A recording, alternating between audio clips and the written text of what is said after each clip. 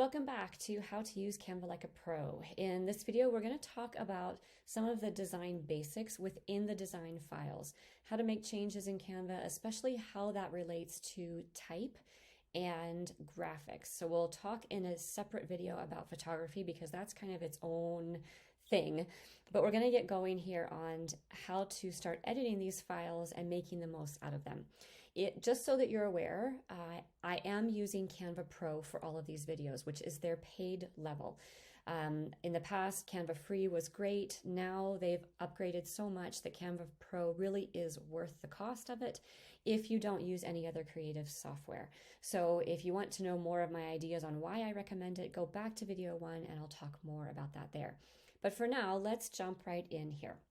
So just for good practice, you've heard me say before probably that if you have any kind of a file that is a template from a designer like me, or maybe from your VA or anyone, if you are at all wanting to keep the original file so that you have that as a place to go back to once you've made changes, something that's sort of clean and untouched, I always recommend going to these 3 dots here and making a copy so that you are working from a copy and not from the original files. All right, so just for good practice, I'm going to do that here, and let's jump in and get started. So I'm going to show you more of how and where all the little pieces are inside and how that works with type and graphics. So something to know here, Canva often is throwing photos or colors or patterns straight into the background. So that's why when I click on this photo here, I cannot click it and drag it and move it as it is. It's like it embeds it into the background. It thinks it's doing us a favor. Most of the time it's fine, but sometimes it really is a little bit of a hassle. So if you're needing to make changes there, you have to double click on that photo and then you'll see the full image and where you can scale it or crop it or anything like that. We'll talk more about photos in another video, but just so that we're clear up front, that's where that's coming from. With fonts, you will see across the top, anytime you click on a text box, or if you need a new text box, all you have to do is hit the letter T and it will pop up in the center, and it is pulling that generally from your brand kit fonts that you have set in your brand kit. So hitting the letter T will pull up a brand new box of text, but I'm going to delete that for now because we've already got some. When you click on it, you're going to see the font, the size, color, different features like bold, italic, underline. The next button changes it to all uppercase or upper and lowercase. That's, you toggle back and forth between those two. This is your alignment. The nice thing is when you hover, it does tell you what these are. So with alignment, you just keep clicking through and it's going to get you to the different options that you want. This is the option for making bullets, which sometimes comes in handy for body copy and lists of things. Again, it will toggle through to bullet dots, bullet numbers, and then none at all. And then this is the one that I use probably, well, besides color and size and font, this is one of the extra features that I use the most, and that's spacing. For some reason with Canva, they almost always default their line spacing to 1.4, which for most things is very, I'll just show you what it looks like. It's very spaced out. Now that depends on the font that you're using, how big it is and all of that, but usually almost all the time, 1.4 is way too spread out for what you're needing. I generally go to about 1.1, so I can type that number there and hit return, and it's going to accept that. Or you can scroll back and forth, but sometimes it will limit how far up and down the line you can scroll.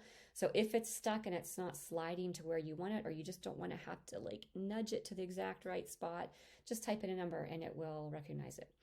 The other thing it will often do, especially if you're using these templates and you're picking a template design that came from Canva, they often have quite a bit of letter spacing between their letters, and there really isn't any reason to have any of that. Usually I set it back to 0 unless you're wanting some extra effect. So maybe on a URL, you want that spread out a little bit.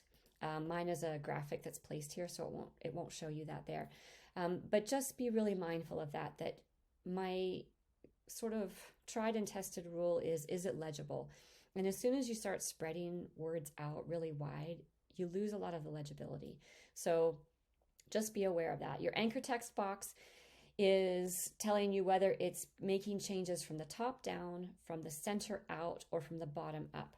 So when you change the line spacing, that's where it shows up. When you change these top down, I just find it easier to align things too. All right, and then effects. There's some kind of funky stuff here. I don't use it very often, but sometimes that comes in handy, again, depending on your brand style. Animate will do animation effects. A lot of people are using that now for things like Instagram Reels or Stories where you sort of want some of that motion. So just keep in mind whether that's going to translate into the platform that you're using or not. Position, we've touched on these maybe before in a previous video, but position is basically the layers of it and the alignment to the other options on the page. So forward and backward is going to move it between the layers. So in this instance, and it does not count the background photo. So I cannot put this text behind this photo. It's not possible. That is the very, very bottom layer, and there's nothing I can do about that unless I pull it out of the background.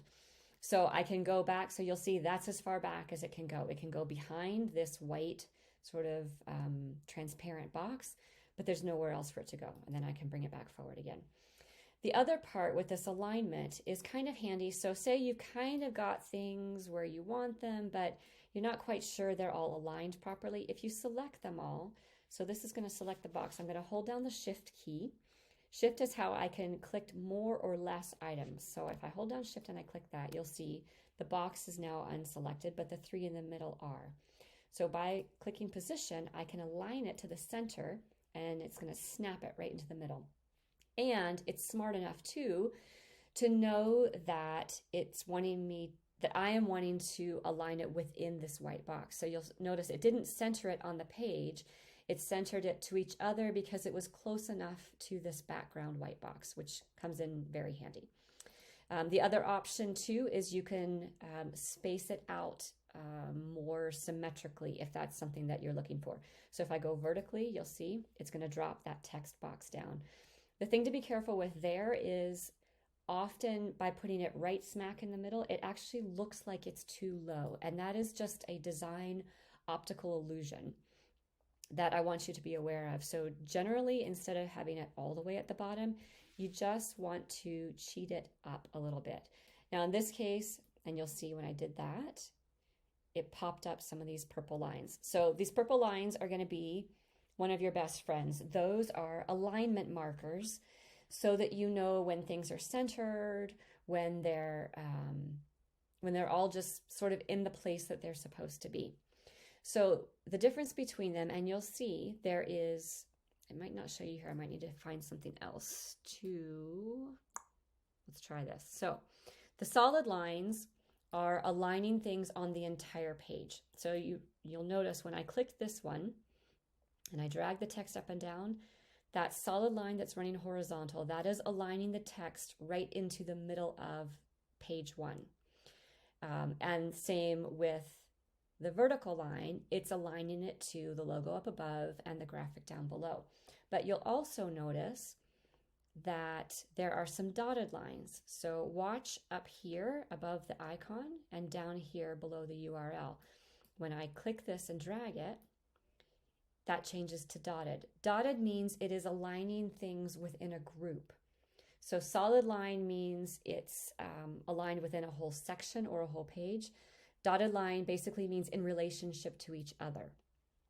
So that's just things to keep in mind. It comes in really handy when you're trying to get things in alignment and you're not sure if they are or not. All right. And that sort of takes you through. So let's, in the same way as the text worked, this is how the graphics work. So you can click on the shape, click on the color. So again, it gives me the option to animate it. Similar types of things with position and transparency and all of that. But I can change the color from here, right? I can pick, this is why we want our brand kit to be as complete as we can, because these brand colors are always going to pop up. And that is true for type and for graphics. You always want to have those. Photo colors is going to show you a palette of colors that it is magically pulling out of the background photo. So sometimes you might find that handy. More importantly is that you know what your brand colors are and where to find them. And then these default colors always just pop up on Canva. Nothing you can do about getting rid of them or changing those in any way. And as you add more document colors that are maybe different from your brand colors, or even the same ones, so you'll see I've used these brand colors, it's putting them into this document. So the document colors are going to change for each design file that you're in, quite possibly. Now, if you're using the exact same colors in all your files, then those document colors are going to be the same as well. But for example, you see this white that I used here. I pulled the white from down here for this box before I changed it, and it knows that, so it's putting it into the document colors. All right, so what else can you do with graphics? You can animate them.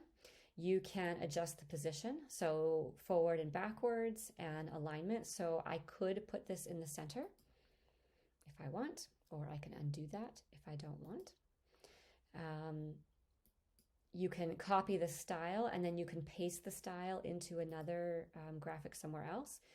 Transparency is a great one that I use all the time. It's a great trick for when you're trying to place text. Oh, I need this to go away for me now. Let's click that again so that goes away. If you're trying to place text or images or logos over top of a photo or a patterned background, by placing a transparent box over top and adjusting that transparency, you can play with helping the legibility or the recognizability of what you're creating. So I can slide this up and down like everything else. I can just type in a number if I sort of have a ballpark of what I want, and it's going to do it for me automatically. This is a link for text. So say if I want to, say I'm launching a program called Make Every Day Count, I can highlight all of this. I can click the link, and I can type in the URL of the program. So when I download this as a PDF file, it keeps that as a hyperlink, and when they click on that, it will take them to the page I want. That is one of the ways that it's most commonly used for worksheets and those types of things. The other things here, lock is really handy when you are moving things around a page and you don't want some of those things to move. So for example, this is very handy when you get to things like this. So for this graphic, I have a blue box. Now I've reduced the transparency here. I have a blue box over top of this pattern background. So you'll see, you can just tell it a little bit here. I wanted to soften the arrows so that the text was very legible.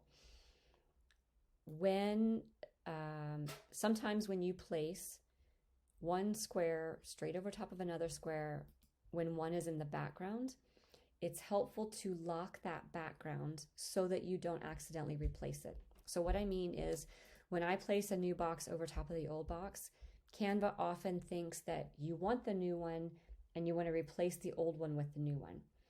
By locking the background, you prevent that from happening. So it will keep the pattern.